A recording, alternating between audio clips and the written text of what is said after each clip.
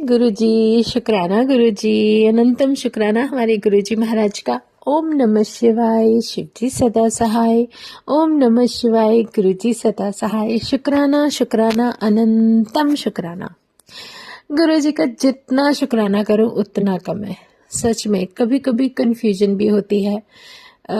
इंसान है, दिमाग तो कभी एक सेकंड भी टिकता नहीं है, लेकिन उसको बिल्कुल सही रखने में जो गुरुजी मेहनत करते हैं ना, हमारे इस ब्रेन को सही करवाने में, जो प्रैक्टिकल करके दिखा देते हैं, वो एक हमारी जर्नी का बहुत इम्पोर्टेंट पार्ट होता है। क्योंकि जैसे मैं आपको अपनी जर्नी के बारे में बता रही हूँ, जो कुछ भी हो रहा था मेरे साथ, इतना कुछ अमेजिंग होने लगा। जब शिवलिंग से कनेक्शन बना, गुरुजी से बहुत सारी बातें हुई उनके सामने सब कुछ ऐसे बोलते चले गए जैसे कि मुझे पता भी नहीं, मैं सोचकर भी नहीं आई, और जो कुछ भी था वो सब परमात्मा के सामने एक खुली किताब की तरह था। फिर भी बोलती ही चली गई, मन ही मन जो भी बातें हुई, जो कुछ भी हुआ, वो सब परमात्मा को पता है।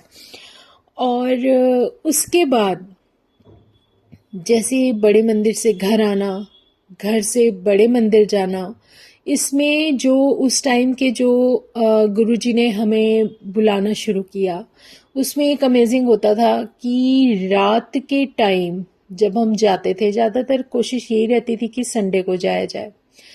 और हमारी मर्जी नहीं, उसमें गुरुजी की मर्जी होती थी। क्योंकि रात को जब जाते थे ना, तो वही शॉप बढ़ाकर और फिर वहाँ जाते थे, तो बच्चे भी साथ होते थे, पूरी फैमिली होती थी। तो जब हम वहाँ से वापस आते थे ना, इतनी कोशिश करते थे, जैसे बच्चे बोलते थे कि हमारा मतलब दो दो चपाती मिलती थी सबके नाम की, तो हमें भूख लग रही है तो हमें और कुछ चाहिए। गुरु जी की मेहर देखो, कृपा देखो। मुझे उस समय कुछ भी पता नहीं था कि गुरु जी के पास से, बड़े मंदिर से आने के बाद कहीं नहीं जाते, आप सीधा घर जाते हो। तो गुरु जी क्या करते थे, कहीं भी कोई शॉप ओपन ही नहीं दिखती थी जितना सब कुछ होता था सब बंद। जाओ, हमारे घर के पास भी जो शॉप्स होती थी ना, वो भी बंद मिलती थी। सीधा घर आके रुके, और घर में आने के बाद ही कुछ ना कुछ मैंने बच्चों को बना के देना। मतलब ये महाराज ने एक ऐसा सिस्टम बनाया था कि जब हम बड़े मंदिर से घर आते थे तो रात को कहीं कुछ ओपन नहीं मिलना, और ना ही हमें कभी कुछ खरीदने दिया। ये मालिक ने खुद ही, मतलब जैसे कि मेरी जिम्मेदारी ली हुई थी कि इसे कहीं रुकना ही नहीं है, सीधा घर जाएगी और घर जाने के बाद ही कुछ बना के देगी, चाहे अपने हाथ से बना कर दे। तो ये मेरे महाराज का बहुत ही प्यारा और एक बहुत अच्छा एहसास है, जो अब समझ में आ रहा है जब गुरुजी के बारे में पता चलने लगा कि ऐसा, अरे ये तो सब गुरुजी ने पहले ही करके दिखा दिया पहले ही हमारे साथ ऐसा कुछ हुआ कि समझने में एक पल, एक सेकंड भी नहीं लगा। और सच में ये सब जो कुछ भी हो रहा था ना, पता है मेरे पास गुरुजी का स्वरूप नहीं था, बिल्कुल भी नहीं था, और एक छोटा सा भी नहीं था। मुझे पता ही नहीं था कि कहीं से कुछ मिलता भी है, ये भी गुरुजी की मेहर है। वो नहीं चाहते थे कि उस समय मेरे पास वो ब्लेसिंग हो, क्योंकि जब वो जरूरी समझते हैं ना, तभी कोई ब्लेसिंग आप तक आती है। जब तक उन्हें नहीं लगता, और वो परमात्मा है, जब उसे ही इस सब का ज्ञान है, तो वो ज्यादा बेहतर जानते हैं कि मेरे जीवन में मेरे पास गुरु का स्वरूप कब आएगा। और ये उन्हीं की कृपा है कि मुझे बार बार उन्होंने बड़े मंदिर बुलाया, बहुत बार, और वो भी विद फैमिली। और इस सारे के बीच में मेरे पास कुछ अमेजिंग कुछ शॉप्स पर होने लगा कि कभी कोई कुछ मांगने के लिए आता था, कभी कोई किसी तरीके से आता था। मतलब पहले ऐसा कुछ नहीं था, लेकिन जब मैं बड़े मंदिर जाकर आने लगी, तो उसके बाद कुछ कुछ सडनली चेंजेस आने लगे। जैसे कभी कोई कुछ आ रहा है तो अच्छा, एक इंसिडेंट मुझे याद है, वो मैं अच्छी तरह से याद अभी गुरुजी ने याद दिलाया। जैसे हम शॉप पर बैठे थे, मैं और मेरे हस्बैंड, दिन का टाइम था। एक सरदार जी आए नाटे से, कोई ज़्यादा हाइट नहीं थी उनकी, पतले से थे बिल्कुल। और वो ना आए और अंदर शॉप के अंदर एंटर किया। मैंने कहा हाँ जी अंकल जी। और उन्होंने सडनली हंसना शुरू कर दिया। और जब हंसने लगे ना, तो फिर थोड़ी देर में कहने लगे मेरे हस्बैंड से कि 50 रुपए दोगे। तो मैं उनके फेस की तरफ देखी, मुझे पता था मेरे अंकल देने वाले नहीं है मेरे हस्बैंड देने वाले नहीं है। बट कहीं ना कहीं मैं कुछ नहीं बोल रही थी। फिर भी उन्होंने फिर बोला कि मैं ना वहां से खा कर आया हूँ, मैं ये करके आया हूँ, मुझे इतने पैसे दोगे तुम। तो अचानक से कोई आके ऐसे बोल दे तो वो भी देखते रह गए और वो हंसते रहे। मतलब एक अमेजिंग चीज थी कि जो अंकल हमारी शॉप पर आए, वो ये नहीं कि वो कोई बैगर लग रहे थे, नहीं, वो काफी वेल मेंटेन और बहुत अच्छे कपड़े पहने हुए थे उन्होंने, अ, अच्छे घर के लग रहे थे और हंसे जा रहे थे, बोल के हंसे जा रहे थे। और पंजाबी बोल रहे थे। कुछ बातें तो मुझे नहीं समझ आ रही थी उनकी भाषा की, लेकिन जो भी समझ आया उसमें कुछ ऐसा किया। और वो ज्यादा देर नहीं रुके, वो ये सब कुछ सडनली इतना 2 मिनट के अंदर हो गया कि जैसे कोई इंसान कुछ सोच समझ पाए ना, उससे पहले ही वो बाहर निकले और हंसते हुए चले गए। तो मैं अपने हस्बैंड को कहने लगी, उस समय तो दिमाग नहीं काम करा ना। मैंने अपने हस्बैंड को बोला कि कोई बात नहीं, दे देने थे, बोल रहा था तो उसको नीड होगी। तो वो मेरी तरफ देख कर, पहले बोलती तू। तो मतलब ऐसे कुछ होके वो इंसिडेंस निकल गया, लेकिन मेरे दिमाग से उनकी हंसी नहीं निकल रही थी। ये अमेजिंग हो रहा था, मतलब कुछ अलग सा होने लगा था। तो वो चले गए। फिर एक दो बार ऐसे ही कुछ लोग आए, दिन के टाइम आते थे, और जैसे किसी ने कुछ शॉपिंग की। और एक बार तो बड़ा मतलब खतरनाक हुआ कि किसी ने 2000 की परचेज, नहीं कम की थी, लेकिन उन्होंने नोट मुझे 2000 का दिया, और वो 2000 रुपीज भी लगे थे और पैसे भी लगे थे, बैलेंस चेंज के चक्कर में। और मैं वहां देखती रह गई थी तो नहीं मिला। तो उसमें बहुत कुछ अलग हुआ। तो जैसे कई बार क्या होता है, ये जब इंसिडेंट होते हैं ना, तो हमें ना कभी भी होपलेस नहीं होना चाहिए, दुखी नहीं होना चाहिए। वो इसलिए क्योंकि जब गुरुजी ऐसा कुछ करते हैं ना, तो वो आपके ऊपर की पता नहीं कितने कष्ट, कितनी बलाएं उस एक ही मोमेंट के अंदर निकाल कर तुम्हारे पास से दूर फेंक देते हैं। कोई भी कष्ट हो, ये बहुत बड़ी रियलिटी है जो धीरे धीरे धीरे बाद में समझ आई, जब गुरुजी ने ये समझाना शुरू किया। क्या होता था कि ये सब हुआ। हैरानी की बात तब होती है जब हमारे साथ ये सब कुछ होता है ना, तो हम लोग उस चीज में, उस परिस्थिति में इतना भी समय हमें परमात्मा नहीं देता कि हम कुछ सोच समझ पाए। हमें बस उस समय एक्शन करना होता है। बहुत बार आते थे तो आदत थी 10 रुपीज देने की सच में, जब भी कोई आता था 10 रुपीज या 5 रुपीज का कॉइन, क्योंकि धीरे धीरे शॉप होती थी तो उस पर काफी लोग आते थे, तो वो देना शुरू कर दिया। तो यही सब कुछ जो कुछ भी चल रहा होता है ना, ये सब एक के बाद एक के बाद एक उस परिस्थिति से निकलने के लिए जो गुरुजी महाराज को सही लगता है वो वही कराते हैं। और सच में उन्हें पता है कि इनके ऊपर ये कष्ट आने वाला है, तो वो इन कष्टों से निकालने के लिए पहले से पहले ही आपको इतना तैयार कर देते हैं कि आप उस बारे में शायद तब समझ पाओगे जब उन परिस्थितियों से आप निकलकर बाहर खड़े होंगे और आप ये सोचोगे कि अरे हम यहाँ से बाहर आ चुके हैं। तो ये परमात्मा की बहुत बड़ी मेहर होती है, यही होता है उनका साथ जो हमें कभी भी अपने आप से अलग नहीं होने देता। ये हमारे गुरु जी का बहुत प्यारा आशीर्वाद होता है।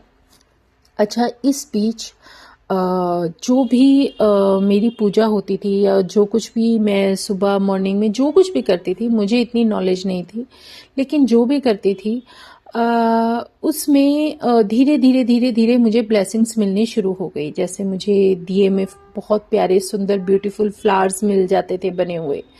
तो मतलब ऐसे ही धीरे धीरे कहते हैं ना कि जब आपका किसी एनर्जी से कनेक्शन स्टार्ट होता है तो वो हमारी मर्जी से नहीं होता, वो उस डिवाइन लाइट की मर्जी से होता है। क्योंकि जब वो चाहते हैं कि आपके जीवन में आपको ये पता चले कि अब तक आप किसके सहारे चल रहे थे और अब आपको किस तरीके से कैसे चलते जाना है, और वो रास्ता आगे तक तुम्हें कहाँ लेके जाएगा, तुम्हें कैसे बचाएगा, तुम्हें कैसे प्रोटेक्शन देगा, ये सब कुछ धीरे धीरे धीरे सब कुछ आपकी जर्नी के हिसाब से आपको पता चलता चला जाएगा।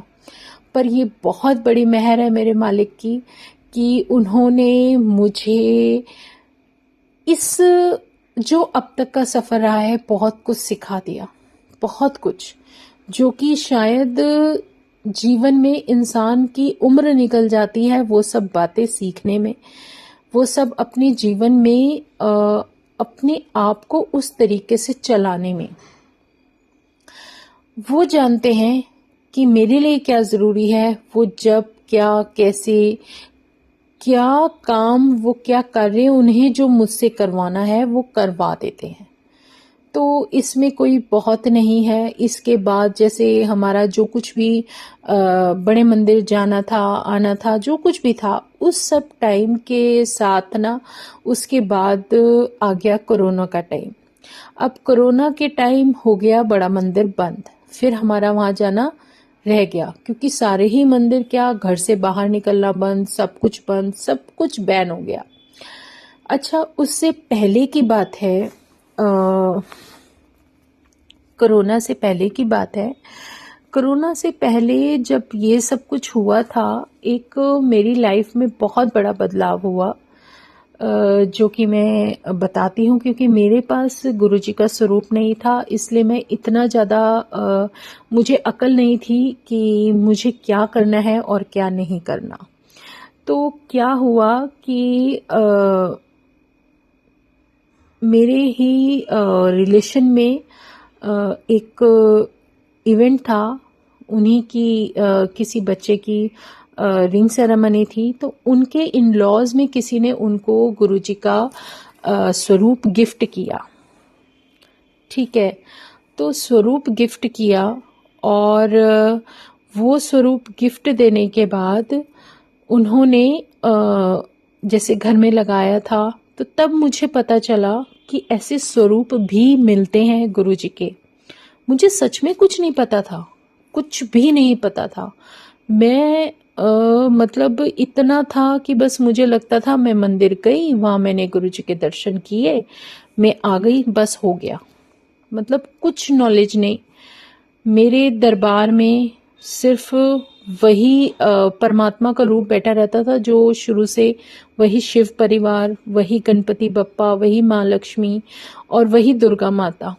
बस इसके अलावा कुछ मुझे समझ ही नहीं थी, क्योंकि जो भी समझाना था अब मेरे परमात्मा को खुद आके समझाना था। जो जीवन के लेसन असली पढ़ाई होती है ना, वो अब शुरू हो चुकी थी। उसमें फिर मेरे पास इफ और बट का कोई मतलब ही नहीं है, क्योंकि जो सिखाना है गुरुजी को सिखाना ही सिखाना है। क्योंकि अब वो जीवन में आ चुके थे, मुझे पता चल चुका था, आंखों से पर्दा हट गया था, मुझे ये पता चल गया था कि ये एनर्जी है जो मुझे अब तक संभाल रही है, और वो सब कुछ आंखों के सामने दिखा देती थी। ये बहुत बड़ी कृपा थी उनकी, बहुत बड़ी। अच्छा, ये जो मैं सत्संग शेयर करूंगी, इससे पहले एक इवेंट और बता दूंगी।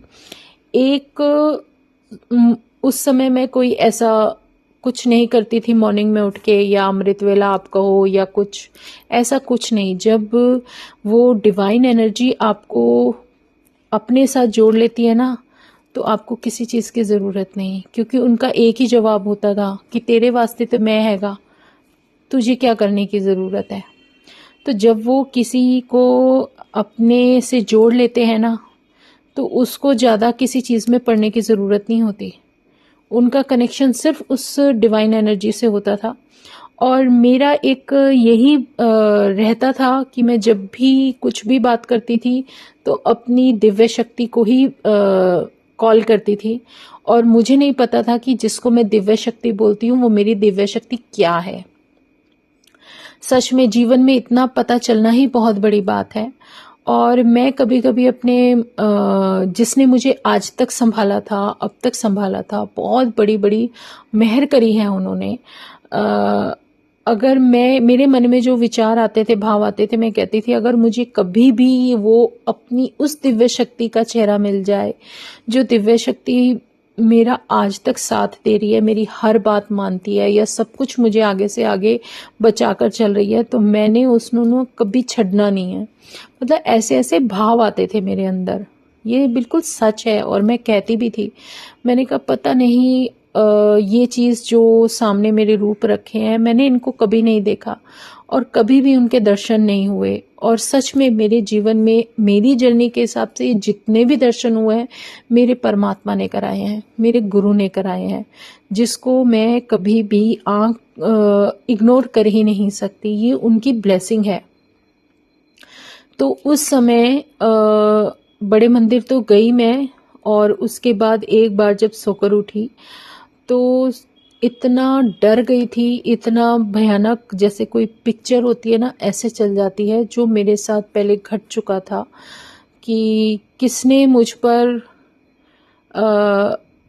मैं थी और मेरे गोदी में मेरा बेटा था जो कि 1 डेढ़ साल का था, लेकिन मुझ पर किसी ने कुछ कोशिश की थी मारने की, और वो एक्यूरेट उसी तरीके से वही जगह, वहीं मैं खड़ी हुई थी, और वहीं किसी ने मुझ पर कुछ किया, फेंक, जो भी मेरे ऊपर फेंका था, कि शायद मुझे या मेरे बच्चे को हटाने के लिए किया था, या जो कुछ भी था, कुछ भी था। ये सब कुछ जो कुछ भी हुआ था ना, वो एक्यूरेट 1 to 1 मुझे वो सब परमात्मा ने दिखा दिया। और उस पिक्चर में सिर्फ मुझे ये नहीं पता था कि ये किया किसने था।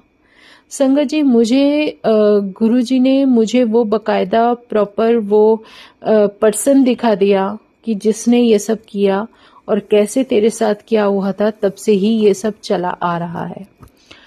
तो कोई बात नहीं, वो परमात्मा ठहरे, वो तो सब कुछ मालिक, वो तो सब कुछ जानते हैं। मुझे कोई डर नहीं, इसलिए डर नहीं क्योंकि जब वो, मैं ये नहीं जानती थी कि वो मेरे साथ हैं, उन्होंने मुझे आज तक प्रोटेक्ट करके रखा है, तब भी उन्होंने संभाला हुआ था मुझे और मेरी फैमिली को। तो आज तो मैं जानती हूँ कि मेरे गुरुजी मेरे साथ, मेरे सामने, मेरा हाथ पकड़कर और मेरे साथ इतने प्यारे रूप में विराजमान है। तो फिर जो पहले डर लगता था, उस डर से तो मुझे बचना चाहिए, सच में।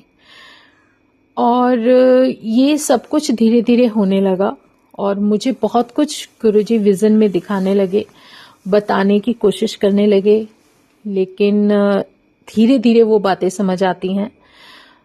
एक बार मैं अपनी शॉप पर बैठी थी और गुरुवाणी चल रही थी। सच में मेरे साथ बहुत अमेजिंग हुआ संगत जी। गुरुवाणी चल रही थी और गुरुवाणी सुनते सुनते एकदम से इतनी प्यारी फ्रेग्रेंस आई, इतनी प्यारी फ्रेग्रेंस आई, जैसे पता नहीं कितनी परफ्यूम वाली जो शॉप होती है ना, वहाँ पर मैं हूँ और सारा परफ्यूम मेरे को अपने अंदर जाता हुआ फील हो रहा था। बहुत प्यारा एहसास था, वो हुआ। और सुनते सुनते अचानक से पता नहीं क्या हुआ कि मैं, दिन का टाइम था और उस टाइम कोई वहाँ पर शॉपर था नहीं, मैं बस आ ही रही थी, शायद दिन नहीं, शाम का टाइम था। मैं शायद मेरे हस्बैंड काम से बाहर गए थे, तो पता है क्या, जिस चेयर पे मैं काउंटर के पास जिस मेन चेयर पे बैठी थी ना, मेरे साथ ऐसा हुआ कि मैं अचानक से गुरुवाणी चलते चलते रुकी। मुझे आनंद आ रहा था और मैंने कहा ये रुकी क्यों। मैं उसको देखने के लिए उठी कि इसमें कुछ प्रॉब्लम तो नहीं है। तो वो फिर जैसे ही मैं उठ के उस पग के पास तक गई, वो चल पड़ी। मैं वापस आकर बैठी और मैं बैठने लगी ना, इमेजिन करो मेरे राइट हैंड है, मैं बैठ रही हूं तो मेरा राइट हैंड मेरा कहना नहीं मानेगा, मेरा ही तो मानेगा। अब उसने क्या किया उसने जिस चेयर पर मैं बैठने वाली थी, उस हैंड ने वो मेरी चेयर ही हटाकर साइड पर कर दी। और मैं तो बैठ ही रही थी ना, मैं बैठ गई धड़ाम से नीचे गिरी। ओह, मेरी इतनी तेज हंसी छूटी। मैं कहा ये क्या था और मैं एकदम से उठ गई। मैं कहा शुक्र है किसी ने देखा नहीं। मतलब एक इंसानी मन होता है ना, एकदम से उठ गई और फटाफट से चेयर सही की और बैठ गई। मैं कितनी देर तक शॉक्ड थी कि ये क्या हुआ। ऐसा लगा जैसे मेरा हाथ मेरा ही नहीं है, किसी और ने एकदम से चेयर हटा दी और मैं नीचे गिर गई। मतलब मुझे इतनी हैरानी हो रही थी, इतनी हैरानी हो रही थी कि मैं ये समझ नहीं पा रही थी कि ये सब हो क्या रहा है। और ये मेरे से एक थोड़ी सी शायद गलती हो रही है कि उस टाइम तक वो स्वरूप मेरे रिलेशन में जिनका मैंने जिक्र किया वहां तक भी नहीं आया था। ये उससे पहले की ही बातें हैं जो गुरुजी ने एकदम से मुझे याद दिलाया है। और सही में मैं जब कनेक्ट होना शुरू किया गुरुजी से, तो मैं गुरुवाणी सुनती थी तो मुझे अच्छा लगता था। धीरे धीरे धीरे धीरे कहते हैं ना, जब कोई चीज़ आपको बहुत अच्छी लगने लगती है तो आप उसकी तरफ खींचे चले जाते हो। मैं कभी यहाँ दिल्ली में होते हुए कभी भी ये जो हमारा सीपी में जो गुरुद्वारा है वहाँ नहीं गई थी। कभी पहले कॉलेज टाइम में अपनी फ्रेंड के साथ गई थी, उसके बाद कभी नहीं गई। कितने साल हो गए थे शादी को, बच्चे भी बड़े हो गए थे। तो रात को अचानक से मेरे जो जेठ जी का लड़का है बड़ा, वो हमें लेकर गया और वहाँ हमने गुरुद्वारे में भी जो है दर्शन किए और बहुत अच्छा लंगर प्रसाद खाया और सीपी में हनुमान मंदिर भी गए। वहाँ मैं नॉर्मली जाती ही थी, शायद गुरुजी ने ही वो रास्ता दिखाया था कि यहाँ पर जाएगी। और वहाँ जो मैं सीपी में जो हनुमान मंदिर है वो बहुत ही ज़्यादा मानता थी, उसकी मानता है अभी भी। और मैं जब वहाँ जाकर जो एक गुम्बद सा है और जो वहाँ नंदी जी बैठे हैं, सच में मैं नंदी जी के कान में कुछ बोलती थी वो एक होता है ना कि क्रेज सा रहता है, और अपने शिव के बारे में बोलती थी गुरुजी तो बड़े ध्यान से सुनते होंगे। मैं तो ऐसे कान में बोल के आती थी उनके। और बहुत अमेजिंग था वो सब। और उस दिन मुझे वो दोनों दर्शन हुए। सीपी में हनुमान मंदिर गए, उसके बाद आते हुए हम वहाँ गुरुद्वारे गए और गुरुद्वारे के बाद जो वहाँ लंगर प्रसाद खाया, उसके बाद मैं घर आई। तो वहाँ पर जो मैं खड़ी हुई थी, वहाँ इतना अच्छा लगा था उस गुरुद्वारे में। वहाँ पानी के अंदर इतनी बड़ी बड़ी फिशेस थी जो हमारे पास तक आ रही थी। तो मतलब बहुत अमेजिंग था उस दिन गुरुजी कैसे घुमा कर लेकर आए। क्योंकि ये सब जो कुछ भी आपके जीवन में होता है ना, उनके पास जाने के बाद आपकी मर्जी से कुछ नहीं हो सकता। ये आप लिखवा लीजिए, जो होगा उनकी प्लानिंग और उनकी मर्जी से होगा। आपकी जर्नी जिस हिसाब से चलेगी वो उनके अकॉर्डिंग ही चलती है। अगर हम कुछ पेन या तकलीफ या कुछ भी उठाते हैं ना, तो सच में वो सिर्फ हमारे कर्मों का हिसाब हो रहा होता है, बैलेंसिंग हो रही होती है। अगर आपको किसी ने कुछ अब्यूज किया तो ये आपका ही कुछ आपको सुनने को मिल रहा है, आपके कुछ कर्म कट रहे हैं। या फिर आपके साथ ऐसा कुछ, सपोज कीजिए आप जा रहे हो और किसी से टकरा कर गिर जाते हो, तो ऐसा भी कुछ हो जाता है। मतलब कुछ भी होता है, आपके कर्मास क्लियर करने हैं गुरु जी को पता है कब क्या कैसे करना है, ये सब उनके हाथ में है और उस परमात्मा के आगे किसी की नहीं चलती। हम तो खैर हैं ही क्या चीज़, हमारी तो औकात ही नहीं है वहां तक सोचने की, वो भगवान तो सब कुछ जानता है। इस तरीके से लाइफ में जो आपने नहीं सोचा ना, वो सरप्राइज मिलने शुरू हो जाते हैं। इमेजिन कि मैं आज तक शॉक्ड हूँ कि मैं जब बैठ रही थी तो वो क्या शक्ति थी जिसने मेरे ही हाथ से मेरी चेयर हटा दी और मैं नीचे गिर गई। इमेजिन, कभी आप खुद कीजिए। हम तो बैठने से पहले चेयर चेक करते हैं कि यार कहीं आगे पीछे तो नहीं बैठ रहे, कहीं नीचे ही गिरे, इतनी तो समझ होती है इंसान में। लेकिन उस दिन गुरुजी ने एक मुझे प्रैक्टिकल करके दिखा दिया और ये भी बता दिया कि अब जब वहां पर हम बड़े मंदिर होकर आ गए हैं, तो तब से मेरा तो सब कुछ गुरुजी के चरणों में था। सारा हिसाब किताब शुरू हो गया था। क्या होना था, उन्हें पता था मेरे ऊपर कौन से कष्ट आने वाले हैं और मुझे उन कष्टों से कैसे बचाएंगे, ये मेरे गुरुजी महाराज की प्लानिंग थी। क्योंकि ये जो गिराना था, ये कोई बहुत कुछ ज़्यादा अजीब नहीं था। ये गुरुजी ने मुझे इसीलिए गिराया क्योंकि मेरे ऊपर कष्ट था कि मैं अपनी किचन में गिरूंगी। और सच में वो कुछ टाइम बाद मेरे साथ हुआ। मेरी किचन रेनोवेट हो चुकी थी। ये पॉइंट मैं इसीलिए पहले बता रही हूँ ताकि मेरा मेरा मकसद, मेरा मतलब आप समझ पाओ कि जब मैं वहाँ शॉप में गिर गई थी तो मैं हैरान थी कि मैं कैसे गिर गई। और मेरी हैरानी तो खैर ख़त्म नहीं हुई, लेकिन कुछ टाइम बाद जब मैं किचन में गिरी थी, न्यू टाइल्स लगी थी, थोड़ा बहुत पानी गिर जाता है तो बहुत स्लिपरी हो जाता है, तो उसमें मैं स्लिप कर गई थी और मैं बहुत ही उछलकर ऊपर हवा में नीचे गिरी, जिसमें गिरने के बाद शायद हो सकता था कि इतनी बुरी तरीके से गिरने के बाद कि मुझे डॉक्टर के पास जाकर कितने दिन तक बेड रेस्ट पे रहना पड़ता।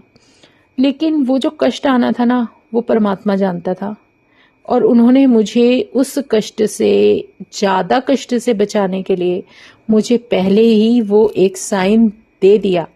मुझे जब मैं शॉप पर गिरी तो तब भी मेरे को हल्का फुल्का बैक में पेन हुआ क्योंकि एकदम से झटके से गिरी थी।